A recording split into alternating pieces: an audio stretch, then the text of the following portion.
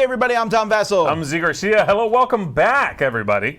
We're currently delving back into the last decade, going through the years one at a time. Today, the end of the world. 2012. The Mayans told you about this, and you even have the audacity to go and make a game about it. That's true. Zolkin, the Mayan cat, are you tempting the very gods?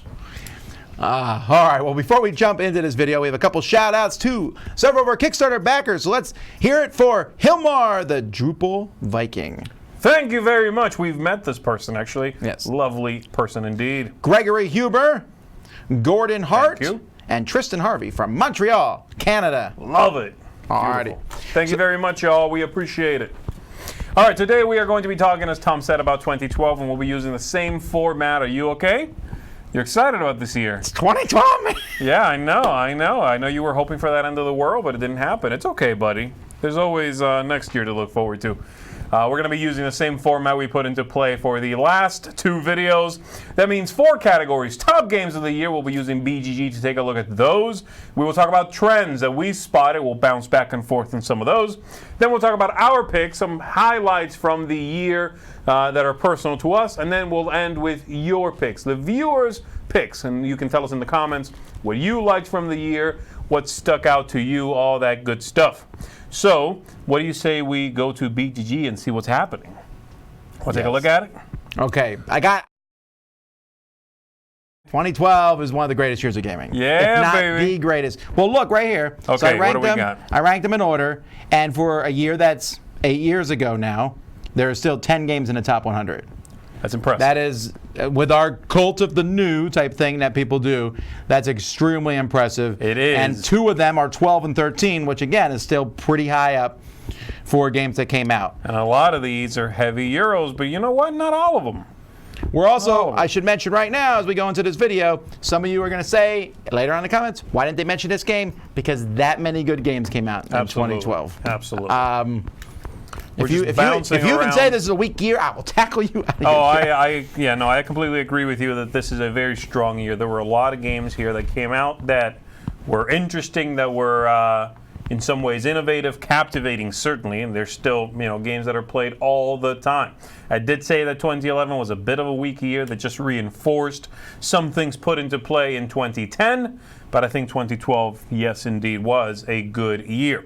Now, I don't like every game from this year, but a lot of folks do. We're starting right away here with War of the Rings 2nd Edition, and this is a master class in game design. I know a lot of people do enjoy it, and then followed very closely. They're right next to each other in their ranking, in fact. Terra Mystica. It's weird to think this game is this old already. It seems like it just came out a few years ago. They had an expansion not very long ago as well, right? Like 3 weeks ago, but yes. Sure, yeah. So Terra Mystica, very strong. Again, not my style of game, but that's okay. And then Zolkin, which I already joked about, the Mayan calendar.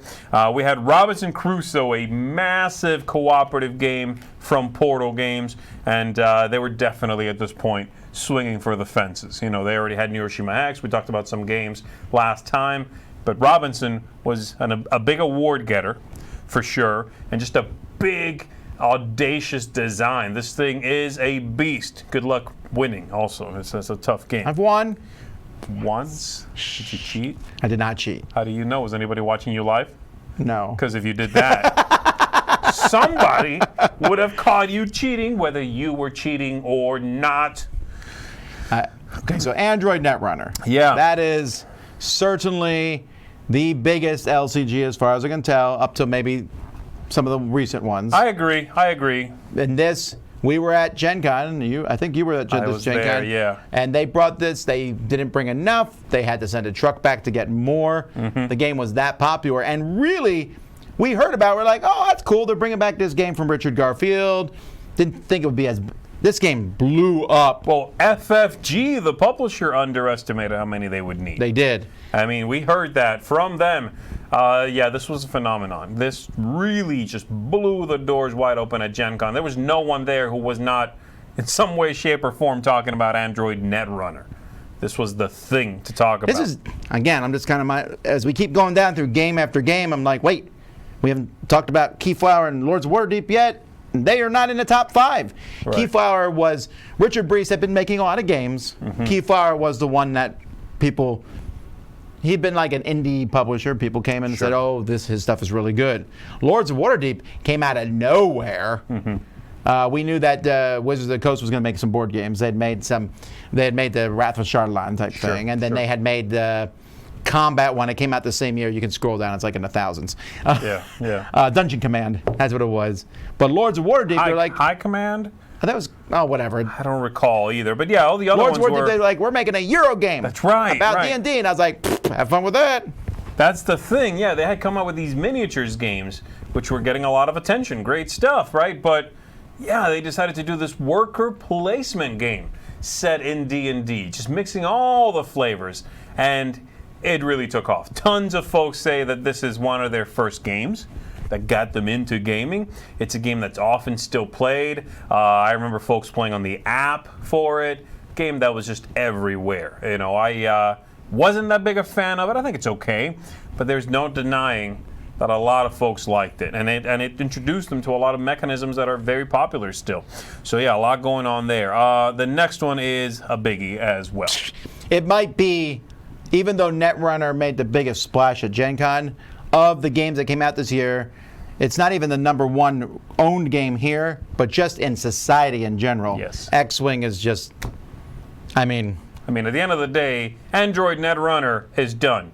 X-Wing is going strong. It's in its second version, but it is just, every year that FFG has an announcement at Gen Con, they do a big presentation. X-Wing is part of that somehow. Yeah, it's from this year. Yeah, it's unbelievable. It's just a massive, massive game. Then the next one you really like, Kemet. Sure, and Kemet wasn't as big as these other releases, but it's one that I really enjoy. Yeah. Then the second edition of Descent. This was a pretty decent year for Fantasy Flight. No kidding, right? That's 3 massive things already. Sequel to the Resistance Avalon. Yeah. Ted Osbach stopped briefly making werewolf games and jumped on with Suburbia. Up to this point, I believe he had done, when he first became a publisher, first he did like a comic book. Go back and check that out. But he did small beer and pretzels games. In fact, one was called Beer and Pretzels. Yeah. And that was his shtick. Suburbia was nothing like that. And he's done many big games, but this is still his crowning jewel. I would say so, yeah. I didn't realize Target's only 2012.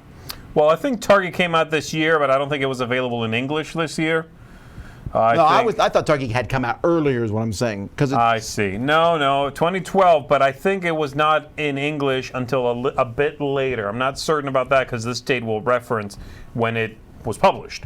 But I believe it was published in German first. And in fact, there is a Target expansion, which is to this day not available in English.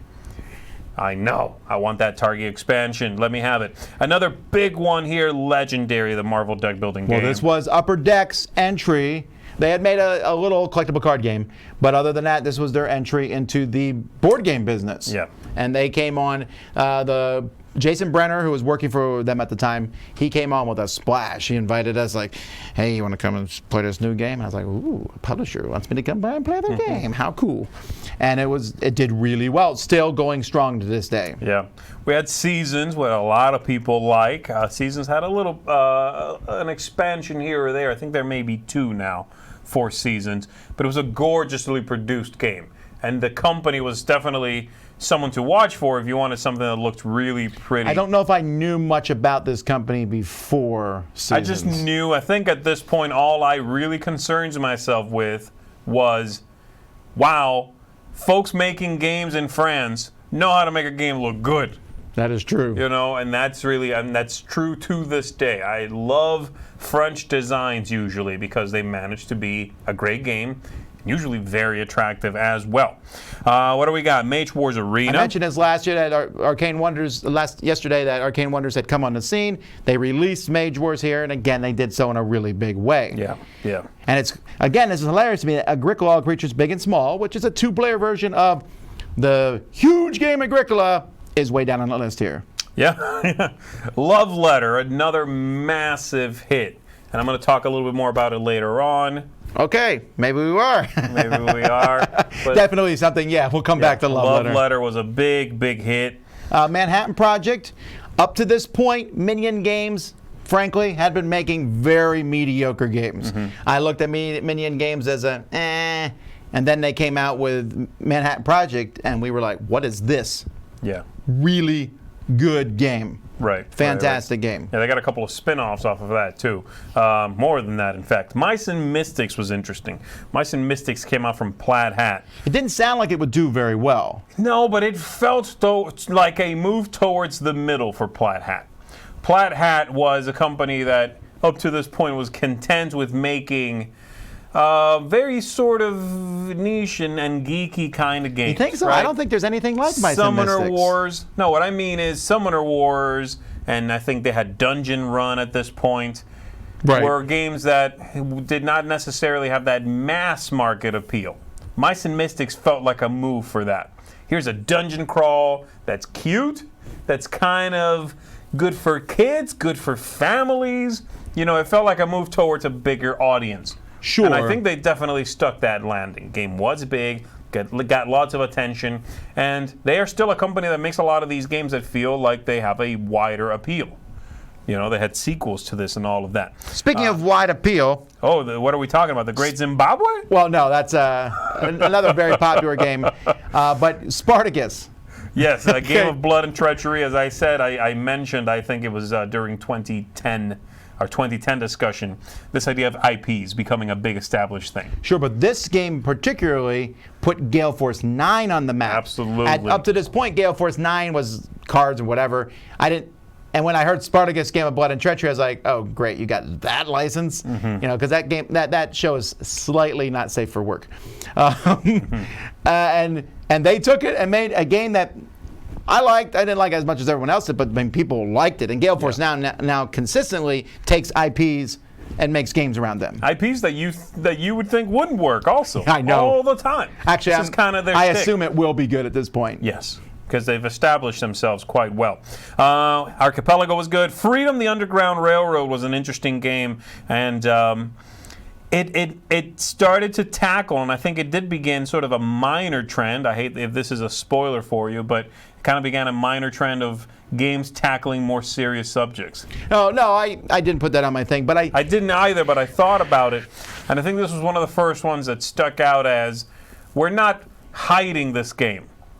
Yes, this is a tough subject to discuss, and yes, this is a game, but we can do both. We can present you information and something interesting and something relevant, and it can still be a game. And other games have followed suit, dealing with things that you would normally not associate with board gaming. Right. There's no dragons, there's no diving into a dungeon. This one tackled that really with a fine and a good touch. It did it well. for me, this put Academy games on the radar. I really... Yeah. Well, this is also the year they came out with Invasion of Canada. Sure, 1812. Yeah, these are good games, and I didn't know much about them. A small war game company, I'd be like, okay, that's interesting. Sure. But Freedom was cooperative, which made me go, what? Mm-hmm. You know? Mm-hmm. Yeah, very good game.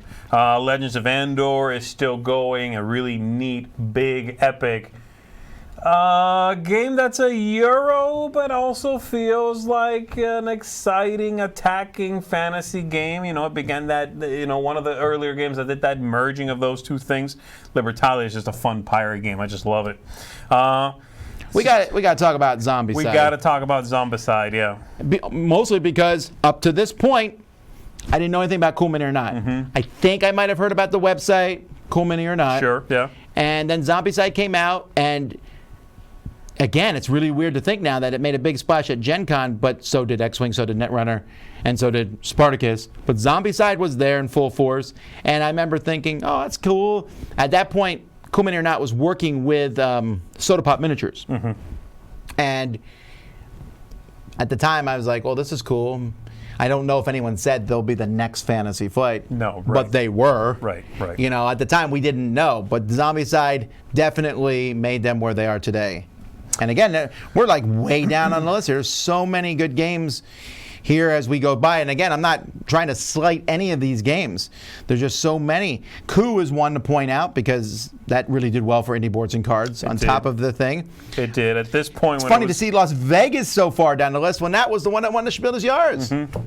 Great game, great filler family game, and that's now available everywhere. There's a version of it at Target. There have been reprints of it. Yes. It's pretty neat to see a game that is just not very many years old from a company like LA. Most everybody doesn't, the populace at large doesn't know who that is. But the game's available at a big box store. Really neat. So much. Look at the Star Wars card game, which normally I would have thought would have blown the doors down, is pretty far down the list. Yeah. There's a lot. Merchants of Venus, Rex, Wiz War, all from Fantasy Flight. The first Oink game that I noticed came out that year, although I might argue I did not know much about it in 2012. They had a few games before this one, but very few. They had In the Grove or In a Grove had come out the year before, but yeah, this was sort of the beginning of Oink as well, I would say. And also the beginning of Cryptozoic making a splash. A DC Comics deck building game may not be loved on Board Game Geek or by myself. There is no question this one is still going extremely strong. Yeah. You go by their booth, and their booth today is still half DC deck builder. Yeah, very strong property there. And then Smash Up from AG. My word. Just so many big games came out this year. Smash Up from AG, and that really did well for AEG. The original Guildhall was, I thought, a very well done game. That was a fun game also. Machikoro. Yep. And then we run into so many different things that came out. There's a ton of good stuff. Like I said, we're down in the thousands now, and I'm still pretty happy with this year. Yeah, I agree. Great year for games. All right, so let's talk about some trends, shall we? You want me to kick it off? Yep, go ahead. I will do so. 2012, I'll go ahead and say the one we both sort of have in mind here, and I'll mention it. You can jump in and join me, and that is micro games kind of got their start this year. Actually, I have a different tack on the same thing, but yes, micro games did. Micro games, not to say that they hadn't been around already, but they were not, for one thing, they were not categorized. Nobody was going around calling them micro games. The same designer even had previous games that were very small, just a handful of cards, but Love Letter's the one that did it. When Love Letter arrived, it felt like a new area in the hobby in which to not just push, but flood. And, this was... Oh, everybody started coming out with a micro game. Micro games are the OG roll and writes. I'm just going to put that out there. I want that on a shirt. I don't think that's correct. It's not very pithy, but I want that on a shirt. So you had Love Letter, you had Coup, and as we mentioned, Oink games were starting to do their thing. They were very small. They were very compact. And I liked that trend, though it was fairly short-lived. Nobody now... Well, not one of those games touched Love Letter. No, not even close. I mean, Love Letter kept AEG afloat for a while because they were doing Love Letter, and they did themed Love Letter, themed Love Letter, themed Love Letter for a while. I mean, it was just huge. Even the same designer made Lost Legacies. Didn't come close. Love Letter Legacy just crushed everything. Lost Legacy I really like as a design. I think I like it more than Love Letter, but you're right. Nothing quite touched it. And I think it's safe to say nobody talks about micro games anymore. It is nobody not a thing really anymore. Right? Like, I mean, there are still micro games that come out. We got button shy games and people, but it's not a hot thing. And nobody walks around going, I got a new micro game. Whereas they will say that for a roll and write, deck builder, right? Those have stuck around, the buzzword of it. Micro games didn't quite. They lasted for a bit, but they didn't quite catch on like that. So what's your thing on Love Letter? Love Letter, it's the Japanese side of things. Okay. This was the year that, gamers are always looking for something that's not from here. That's just how they are, right? Yeah, sure. So between Love Letter... exotic. Between Love Letter, Trains was a big release, or at least came out. Machikoro. Yes. And several other games, and I distinctly remember people going, who are these designers from Japan? Right. They're making weird stuff, which is... you had mentioned French, and we've talked about Italian designers, but this whole idea of the Japanese just having a very different mindset, taking big games and putting them in small packages. Absolutely. You said Oink games too. Yeah. Fake Artist Goes to New York. It just was like, wow, there's something new and interesting about Japan. Right. And people started running for the booth at Essen to get to the Japan brand, which was like a conglomerate of all these Japanese things. And it became an in thing, and still is. Yes. Although absolutely. Japan is not the only country now from the Far East doing it. We got Korea and Singapore and Thailand, and but at this time, Japan reigns supreme in this area. Yeah. See, I didn't go for that and didn't even think of it, honestly, because I feel like Z-Man had done that already. But it hadn't been a thing. No, and they were the only company doing it, but they had several of these little games that had already been quote-unquote found in Japan and republished by Z-Man. And so I already enjoyed that kind of game. Again, I didn't feel like, oh, well, you guys don't know what you're talking about if you're not talking about Japanese games. But when it did happen, what I thought about it was, wow, these tiny games are catching on, not these Japanese games. Got it. I think I thought both, frankly, at that time. Yeah. All right, my next one is a smaller one maybe, and maybe something that's a bit obvious, but it seems like around this time, it became cool, and okay again to be collectible. Collectible became sustainable again. Because we had the collectible card game craze in the 90s. Sure. And most of those would die out. It was not sustainable. The vast majority of them. Quite a few of them, yeah. And then around this time, a year or so before, or 2 years before, then a year before, FFG had started to go with this whole well, what about a living card game? Can we do that? Y'all are okay with buying a lot of it if we tell you what's in the pack? It seemed like folks were. And so this year they had a couple more. They started 2 living card games this year. Android Netrunner and the Star Wars living card game. Right. Both of them, right? This was also around the time of Quarriors, and Quarriors started getting expansions. And so the model became cool again. It was okay again. As long as it wasn't a blind buy, gamers were okay with it. Yeah, it seemed like they had cracked the code on how to sell you piecemeal a lot of stuff, and folks were all right with that. And they, yes, eventually did shutter down a few of these living card games, but many of them are going now. And honestly, that trend has continued. They have kept on making living card games, collectible dice games, collectible, whatever you want. So that stuck. That landing did stick. So I thought that was cool that they felt at this point yeah, we're doubling down on this living card game stuff. I think 2012, spinning off that, was also a year that money entered our hobby.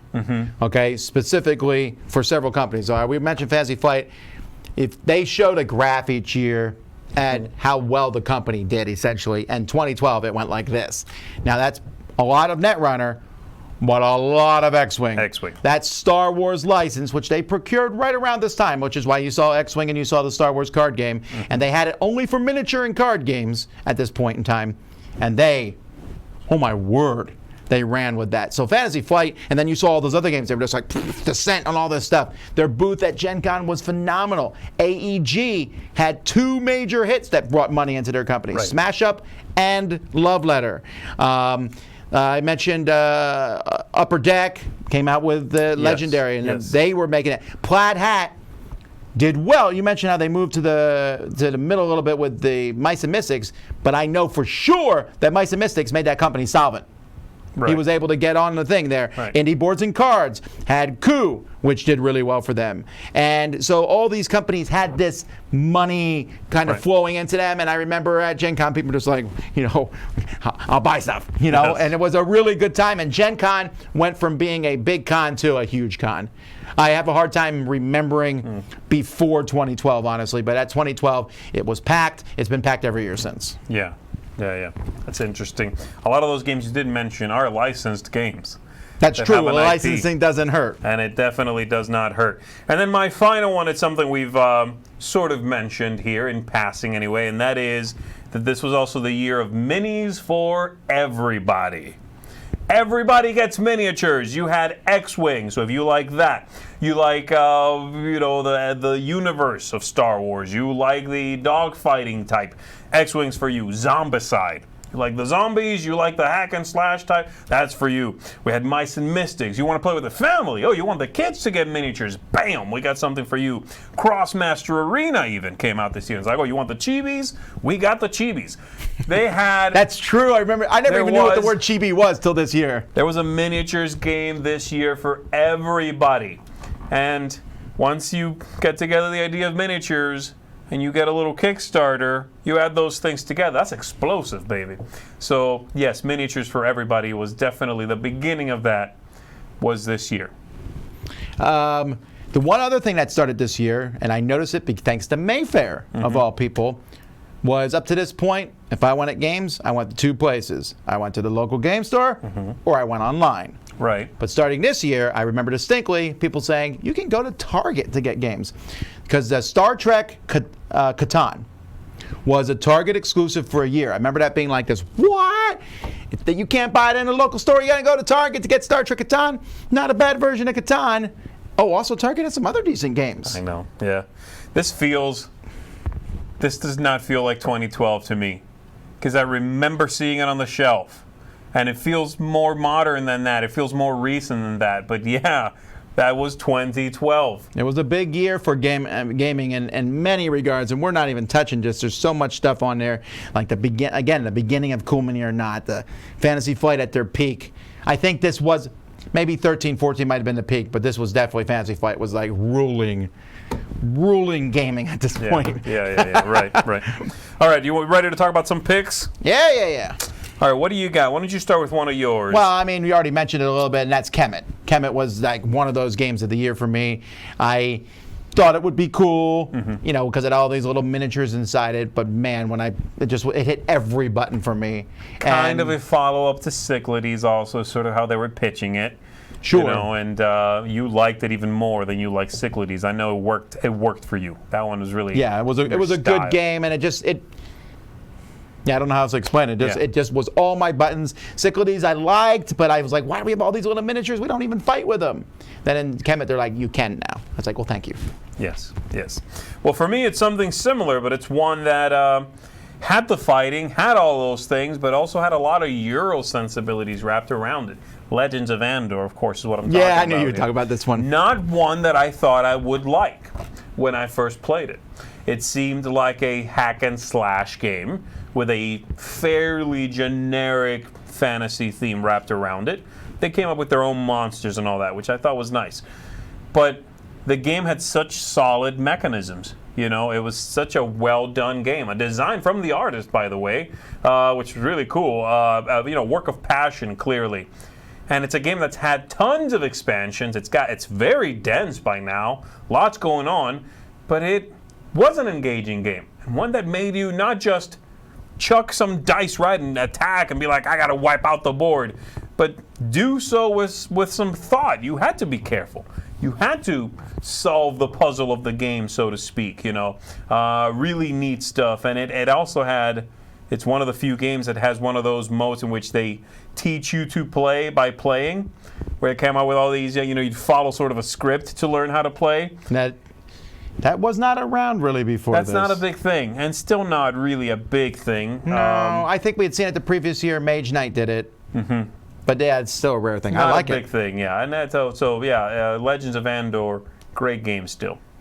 1989 Dawn of Freedom is one that's not talked about often, a sequel to Twilight Struggle about communism, the fall of communism. And I thought that was a clever game from GMT. Again, not one that's gotten a lot of love.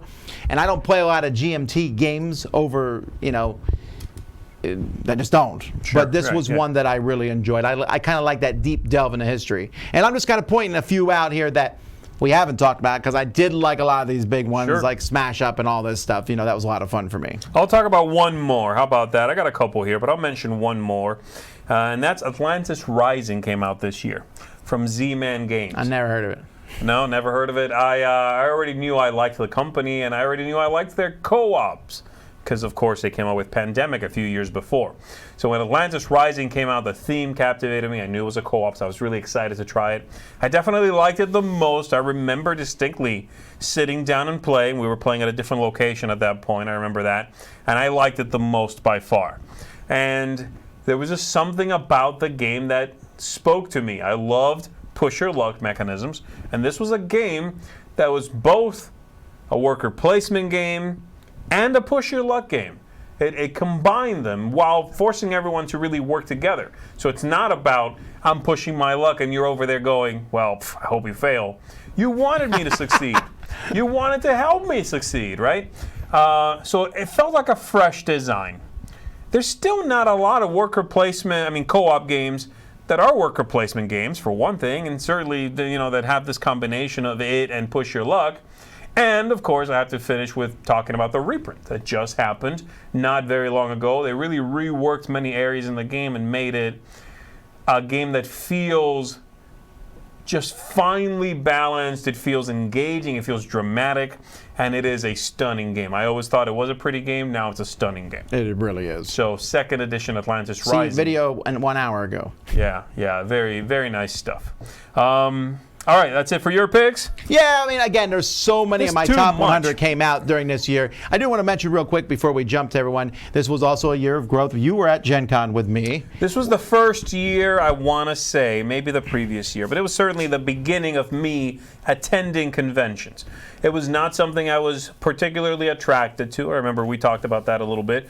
But this year I was there, and there was this, again, the fervor there for the new releases I thought was just exciting. And I said we were starting to do videos around this point in time and playing games, and I was definitely getting more and more into the hobby. I had moved to America. I was here now, considering going full time, which was kind of a scary thing as all get out, and that was, the whole thing was just it was an exciting time. It's still exciting to be a gamer. Oh, sure. But I was still not quite overwhelmed with everything. I am a little overwhelmed at this point. Not overwhelmed, but games come in and I'm like, wow, there's so many games. Okay, and I still enjoy them and still find great things.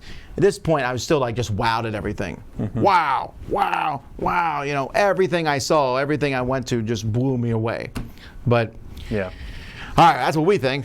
All right, what do you think? Let's hear some comments from you. Let's see what else y'all were into around the time. If you went to any conventions. Jonathan mentioned that 2012 was the year of the AEG Tempest series. Sure, and Love Letter is a part of that series. The reason we didn't really mention it is because, Love Letter was the only surviving game from that series. It was a good experiment. They wanted to make a series of games that had a shared universe. It just was a boring universe. Right. And the games were okay, but except for Love Letter was the one that stood out. But it was a good idea. I still remember, I don't know if you were with me, but we ate breakfast with the Todd from AEG, and he pulled out Love Letter and played it with us briefly, and I was like, wait, do that again. I don't recall that. I don't think so, yeah. Oh, yes. Okay, that's true. Someone said, Will Wheaton's Tabletop Show should get a shout out in 2012, for sure. And in fact, many of these games we talked about came out on his show that year. Absolutely. A lot of these big name things talked about. And tabletop has essentially fizzled. Now, it's still happening today, but it's not the event that it was. Right. In 2012, it became an event as it came out. And so we give them a lot of credit. The rising tide, a tide rises all boats, whatever the saying is, definitely made people go to the internet. And there's certainly a lot of people who say, I discovered board games through tabletop and then stayed for the Dice Tower. And we appreciate that. That's lovely, yeah. But certainly, more folks getting into the hobby was a good thing. And a lot of people did get into the hobby around this time. Then Kickstarter started rolling this year. Yeah, I feel like if I keep talking about Kickstarter, also, Kickstarter got bigger this year. At that point, it's more the decade of Kickstarter. It really is. Tokaido came out this year. That's true. I don't think I knew much about. Who was the company that Tokaido? That is Sit Down? Funforge. Oh, Funforge. Yeah. I don't think I knew about them before that point in time. Again, all I knew was, hey, here's another game from Antoine Boza. Here's another French company. Man, this game's pretty. That was basically it. That's all I really needed to know. I love the way these games look and the way they played, Jonathan also mentions in October, Viticulture is funded on Kickstarter. Mm-hmm. So I guess 2012 is the beginning of sorts of Stonemaier games. Although Viticulture was not a huge hit when it landed. Right. The next year, but we'll talk about that as it comes out. Yeah, Shut Up and Sit Down was making videos still around this point in time. There was a lot more on the back end of things. More and more podcasts were starting. You know, when I remember distinctly at Gen Con in 2012, talking to different podcasters, and there's a lot that I met up with because there was a lot more on the scene. I remember distinctly in 2010 how few there were. And in 2012, everybody was doing it. Somebody here says, played my first board games in December 2012, aged 28. I wish I had, that's great, I'm glad, but I wish I had that kind of data or just recollection to remember. I know, I played my first board game when I was 5. I don't remember that kind of stuff. That was 1981. And you were... I don't know if that's true, actually. You were 5 years old? That was 1862. We have Manhattan Project, which is a Euro with an interesting theme. Yes, absolutely. There was a lot of mixing of themes and mechanisms at this point, bringing new things to the forefront. The second edition, no joke, was a big deal. Yes. It really revitalized Descent for sure, and it paved the way for things like Star Wars Imperial Assault in later years. So let's see. Escape came out. Yes. I have to say, I thought this year might have been a turning a bit for Queen, because Queen had always been like the granddaddy of stately Euro games. Yes. They had, you know, If Lancaster. if there was a Euro out there with an Egyptian theme, it was Queen. It was just about. But they hadn't seemed to hit. For me, they hadn't hit. I guess the year before they had the Spiel des Jahres winner, which was. Well, it's called 12 Thieves now, I think. You're talking about Don Alex Vaccarino's game. Kingdom Builder. Kingdom Builder. Yes, sure, yes. And that brought them to the forefront. But Escape, I was like, these guys are making some more interesting stuff. And they've kind of wavered for me over the years, but when they did Escape, I was more interested in the games that they came out with. They felt really different from the rest of their games. They've sort of settled back into doing what they do, which is fine if you like it, but they do feel like they repeat themselves a bit. This guy says he knows when he did his first thing because he tweeted about it. Oh, that's cool. That's cool. Yeah, when there was no Twitter for me to help me, so I don't remember. Yeah, really, though, a lot of the games that came out, one of the things I think that makes 2012 such a strong year is a lot of the games that came out in 2012 we are still talking about today. Yes, yes. I mean, there's so many games, you know, Lords of Waterdeep, Viticulture, Android Netrunner, Love Letter. These are all games that when I mention them, most gamers go, yeah, I know that game. Yes. You know, Absolutely. Marvel Legendary, that's not the case with a lot of years. Right, sure, yeah. I have not yet done a ton of research in all the years that we're going to be talking about, but I'm going to stay right now. I think no year will top 2012. Wow. Maybe 17, but I doubt it. 17 is pretty strong. But again, it's harder to tell during the year itself. You know, this is a look back of years. You have to have that hindsight. You cannot call this stuff like this. But you can say, oh, this year's a bit weak or so, and we weren't saying it this year. Among the Stars was good, but I mean, there was so many other games that were out at this point in time, although that was the first time I noticed our Tipia games. Yes. Rex, the Dune remake, came out this year. Again, I'm telling you, Fantasy Flight was just on fire. Nowadays, when we go to a Fantasy Flight in-flight report at Gen Con, they'll talk about 3 games. I'm like, interesting, cool. At this point, they were just like, here's a new game. We were like, what? Here's a new game. Huh? I mean, it was just kind of like, the in-flight reports were just blowing you away. Yes, yes. Absolutely. Somebody says here they have 4 games from 2012. That's good. I have a few myself. Some of the other ones, by the way, I didn't talk about, like Libertalia. I still think is a lovely game. Yeah, also on my list there. Because Libertalia was one of those games also that was like, I don't know, the previous game I'd played from Paul Mori. That's another. That's true, you know. That's what it was. Vasco da Gama, I was like, I don't know. This was Pirates. It looks good, but I don't know.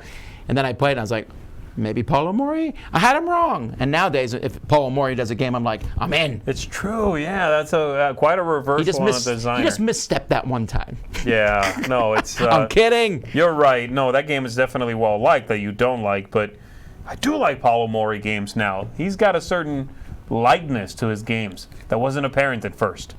No, but he was out trying to prove something and then settled into, I do what I want, you know? Yeah, so there's tons of games. A lot of people said they started watching Dice Tower in 2012. A lot of you, and as we do each of these videos, more and more of you are going to say, yes, I was gaming in that year. And we'll find out tomorrow, 2013. Yep. So That's great. Thanks, everybody, for joining us. We appreciate the discussion, all of you jumping in here to let us know what you were playing, how you feel about the year as a whole. We're having a great time doing this with you, so thanks very much. All right, we'll be back tomorrow. We have a bunch of other videos going up the rest of the week. that's true. We got some reviews and stuff that have gone up today. That's right. We got 2 more of these tomorrow, and of course tomorrow morning, board game breakfast. Oh, yeah, come back for that. And don't forget, you can go to Dice Tower website and vote for the top 100 games of all time, so we can talk about those next month. Until then, I'm Tom Vassell. I'm Zee Garcia. Thanks, everybody. Have fun gaming. Thanks so much for watching another Dice Tower video. If you enjoy our videos, subscribe to the channel for more fun, comprehensive board game coverage. Also, consider joining us at one of our events. Come to Dice Tower Retreat, a small, intimate gathering where gaming is king. Join us for Dice Tower Cruise, the largest board game cruise. Attend Dice Tower West in Las Vegas for gaming fun on the West Coast, or Dice Tower East in Orlando in sunny Florida. Dice Tower Conventions, the friendliest gaming conventions on Earth. I'm Eric Summerer, and you've been watching The Dice Tower.